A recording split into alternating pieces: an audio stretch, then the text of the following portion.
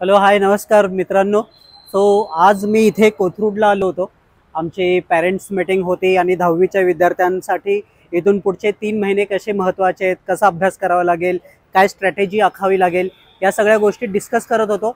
आणि मला असं निदर्शनास आलं की सगळ्या पालकांचा किंवा सगळ्या विद्यार्थ्यांचा एकच कल होता की सर काहीतरी सांगा आम्हाला, असं की आम्हाला पटकन प्रगती करायची आहे, ह्याच वर्षी 90% पाडायचे आहेत, आम्हाला टॉपर व्हायचं आहे वगैरे वगैरे.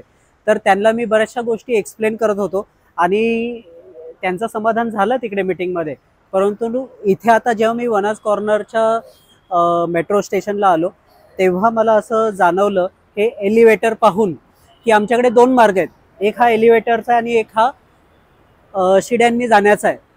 आम्ही काय ठरवलं की ठीक आहे, आता हा मार्ग अवेलेबल आहे तर यांनी आपण चालूया.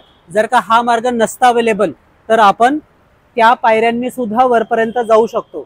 मुद्दा काय आहे की वरती जायचंय किंवा नाही जायचंय. वरती जर का जायचं असेल तर जो कुठला मार्ग तुमच्याकडे आता अवेलेबल असेल तो पकडायचा आणि कामाला लागायचं. सो आता आम्ही वरती जात जातच तुमच्याशी बोलतो.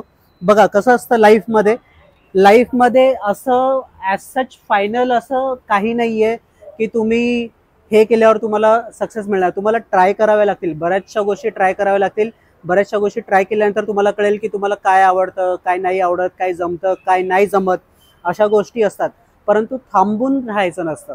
You should not stop. कुठे स्टकअप व्हायचं नाही. ज्या वेळेस जे करणं पॉसिबल आहे त्यावेळेस ते करणं पॉसिबल करायचं. आणि त्याच्यासाठी मग टीचर्स असतील, तुमचे पालक असतील, तुमचे मित्रमैत्रिणी असतील, जो कुठला अवेलेबल रिसोर्स असेल तुमच्यासाठी त्याची मदत घ्यायची आणि पुढे चालणं. Success is not about destination की आता आम्ही इकडे रेल्वे स्टेशनला पोहोचलो. This is not about our destination, it is about the journey. आम्ही छान मजा केली, वरती येता येता तुमच्याशी बोललो आणि छानपैकी तुम्हाला काहीतरी सांगितलं. सो अशा खूप साऱ्या व्हिडिओजसाठी आणि अशा खूप साऱ्या टिप्ससाठी आमच्या चॅनलला फॉलो करा. अतुल्य पॅरेंटिंगला फॉलो करा, अतुल ट्युटोरियल्सला फॉलो करा. थँक्यू.